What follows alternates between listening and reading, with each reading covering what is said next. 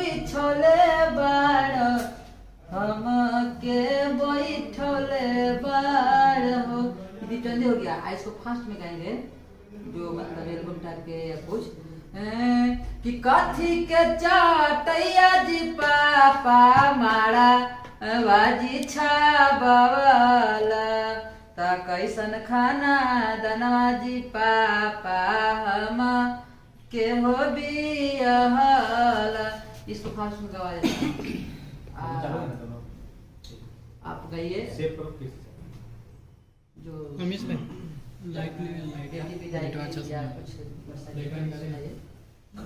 कोठावा ऊपर बाबा मोरवा बोलू रे मोरवा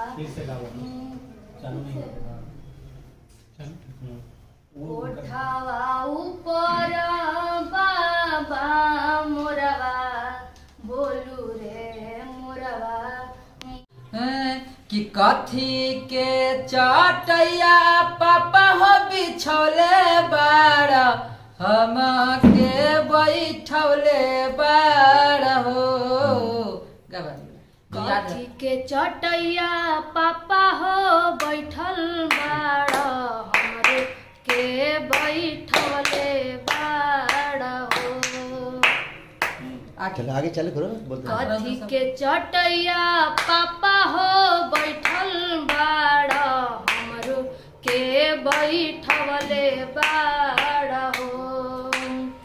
कथी के करजवा पापा हो कथी के करजवा पापा हो बनवले बाड़ हमके बिसरवले बाड़ हो। कथी के करजवा पापा हो बनवले बाड़ हमरो के बिसरवले बाड़ हो। कि कुसा के चाटैया बेटी के बिछौले हियौ माड़ावा बैठैले हियौ गे आ पत्थर के करजवा बेटी बनौले हियौ तोहा के बैठौले हियौ गे। ई पाठ पिताजी का है लेकिन आपको नहीं गाना है। दूसरा गाइए इसका किया हमारा हनी पापा चोरानी से किया हम चटनी रहनी हो। किया हमारा हनी पापा चोरानी से किया हम चटनी रहनी हो। किया हम सभावा में हो पापा पगड़ी झुकवनी हो। कहेली सलोनी बेटी पापा जानी डहकी डहकी रोवे हो। कहेली सलोनी बेटी पापा जानी डहकी डहकी रोवे हो। किया हम सभावा में हो पापा पगड़ी झुकवनी हो।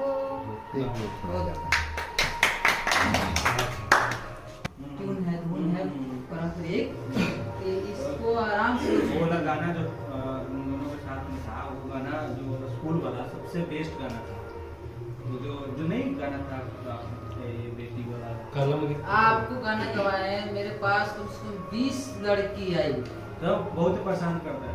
2 साल 5 साल 10 साल एज किया ये सबके मम्मी पापा लेकर के सलोनी के आप मतलब क्या मतलब सलोनी के पास क्वालिटी है गाय हैं और उनको लगा कहीं ना कहीं इनको हेल्प करना चाहिए। और इनके बहुत परेशानी में थे। इनका सर सबसे पहले अनिल सर तो बहुत परेशानी में थे और परेशान लेकिन बहुत ऊपर आप जाइएगा। और हम क्या कर सकते हैं वो तो वो लोग बदनाम करेंगे तो उससे मत रहिएगा। बस साफ सुथरा गाना गाइएगा। हमारे समाज में इतना मानी पारंपरिक गीत है कि जो भोजपुरी गायक है सबके पास गाना खत्म हो गया है तो सब चल दिया पारंपरिक में। तो आप पारंपरिक गाइएगा तो कभी पुराना नहीं होइएगा और कोई दूसरेगा भी नहीं। हमको लोग जानता है, हम तो एंटरटेनमेंट के लिए वो सब गाते हैं, लेकिन फिर भी फैमिली पूरा सुनता है। फिर भी लेकिन सादगी से जाने जाते हैं, यहाँ तक कि लोग हमको मौका कर देता है, कोई कुछ कर देता है, किसी औरत वाला गीत गाता है, हाँ भैया एंटरटेनमेंट कराते ना, तो बस पारंपरिक गाइए, कुछ न बुझाए तो पारंपरिक गीत गाइए। अगर गांव के बूढ़ी मामा में बैठ जाइएगा तो बोलिएगा कि दादी हमको गीत सुनाइए, तो आपको सुनाएंगे गीत, तो उसको याद करिएगा, उसको गाइएगा, तो आज के डेट में लोगों को अच्छा लगेगा। काफी नाम है इसका डेंजी ऊपर एक करियर ऊपर कालिया जी ऊपर आ जाओ। शिट डेंजी शिट डेंजी आजा डेंजी शिट सलोनी तो डर जाइए महाराज, डर लग रहा है। इधर देखिए, इधर You are going to DOG साहब। You are going to sir, I am video stuttering sir। can go now sir। ना तो पक्का सब के सब लोग के अच्छा